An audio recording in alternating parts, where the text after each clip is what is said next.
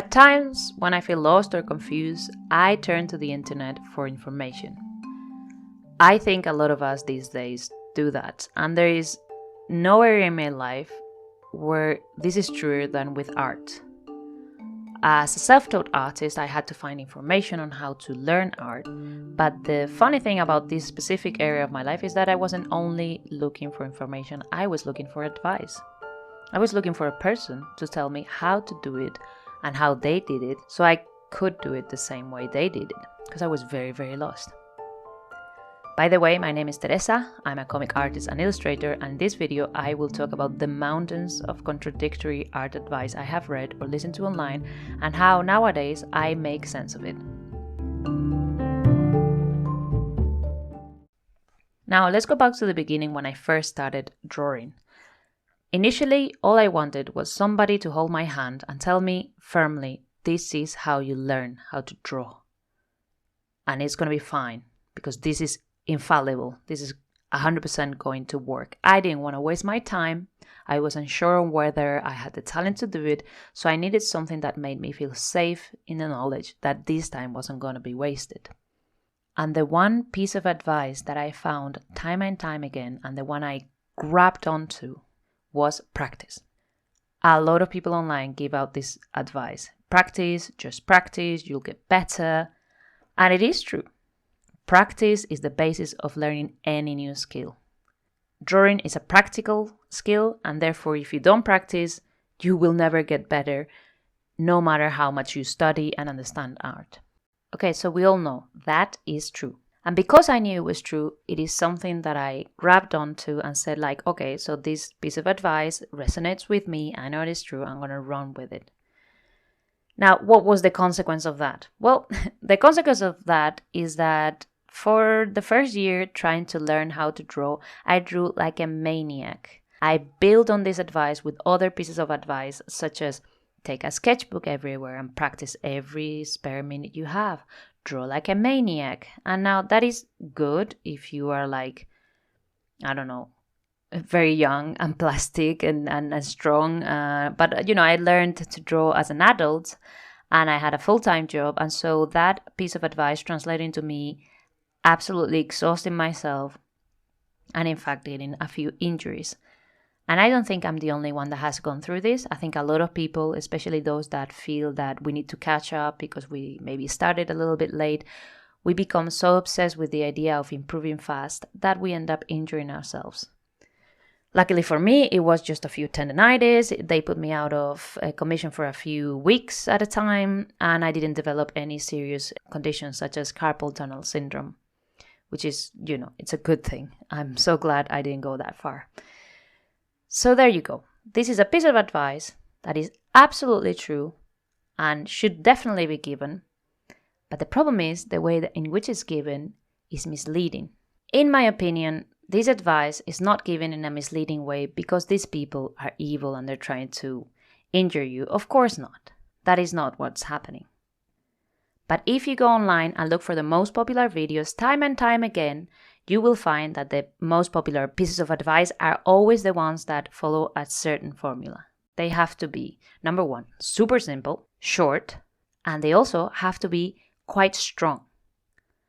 You don't follow the advice of someone saying like, maybe you should do this, or it could be possible that this would be good. No, you follow the advice when you're lost of a person that looks at the camera and says like, this is how you do it because of this. And you should go out there right now and do this because it works. Look at me. I am successful. I have the skill. Go do it. This is the way to do it. And then you follow that advice. Of course, if you were to go to someone that loves you and ask them for advice, that is not the way it goes normally, does it?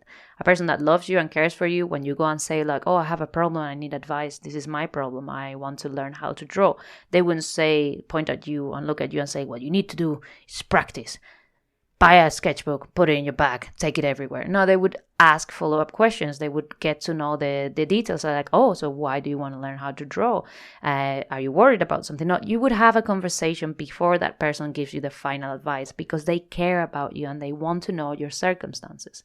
Because advice mixed with life, when it's too simplistic and is not linked to your circumstances, Nobody knows what the result of that combination will be.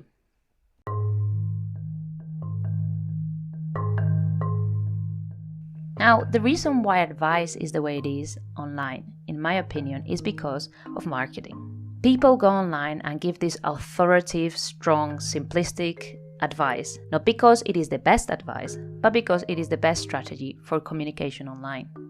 That's what marketing is like. For instance, Nike, they told us to just do it for years. And it is a positive message and it's a strong message, and I'm sure it inspired a lot of people to do things. But they didn't do it because they wanted to inspire you to do sports. They did it because it was a catchy one-liner that would get people to buy some sports shoes, even if they were going to put them in a drawer and never use them. Just do it. Just go get the shoes. That's what they're trying to do. They're not trying to help you. So yeah, acting tough and acting like you know everything makes people feel safe when following your advice and makes you look like more of an authority. And so that's what effective advice giving looks like online.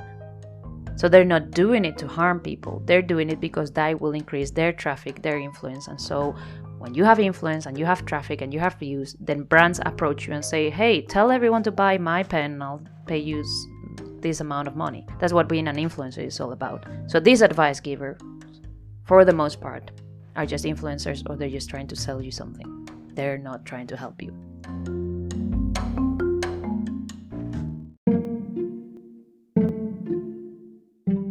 Now, I'm going to shed my cynical skin off for a minute and give this a positive twist because it needs it.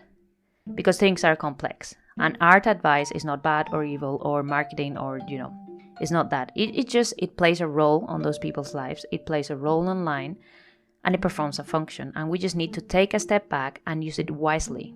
Right, so let's see it this way. People go online, trying to make clickbait videos with a simple premise and focusing on just one message, because that's what the internet is all about. But how can you, as a person looking for advice, use this information wisely? So I have 5 steps. Number 1 step for me would be to absorb all the advice, contradictory advice included. For every person saying you should practice every day, there's another person saying you should take weekends off. For every person online saying you should focus on the fundamentals, there's another person saying you should draw from imagination what you love. All of that is good advice.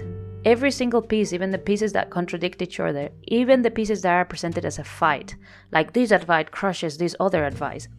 It's just the way it is presented. It's presented as a battle between 2 options because people like to feel like they belong in clubs. Like there's a whole marketing box about creating this tribal feeling. So for example, are you a Coca-Cola person, or are you a Pepsi person? Are you a PlayStation person? Like brands and marketing and communication, they try to make you feel like you are part of that club, and sometimes creating a false sense of confrontation with an imaginary enemy, such as, my imaginary enemy is people that say you should practice, drives traffic. So yeah, taking all that contradictory advice, even from people that shout at the screen and maybe annoy you, and take it as information. As you do this, you will start to notice that some of it rings a little bit truer than other bits. And that's the point where you disconnect from online advice and you go out with someone that knows you and has the patience and the will to listen to you. So like a good friend, or your boyfriend or girlfriend, or your best friend, or your mom, I don't know, anyone in your life that would be willing to listen to you. I'm sure that by the end of a short conversation, they will have a view of what you've absorbed and what's on your mind. And because they know you and they know your life, they will be much better suited to give you good advice than anyone online ever. Of course, if the person that is giving you the advice is telling you something that you don't like, well, sleep on it and maybe reconsider and maybe talk to a second person, get a second opinion. And if you like what they're saying, well, take their advice because they love you and know you and would never tell you to do something harmful. In conclusion, all I'm trying to say is that advice from strangers is just information, it's not advice. You still need to process it, contrast it with other information, and test it before you commit to following it. And please don't listen to random strangers online giving generic advice, especially those that are clearly trying to generate clickbait or viral content. Go to someone that you trust, that you love, Give them the information they need to make the decision and let them help you. And last but not least, I would say listen to your body and to your intuition as well.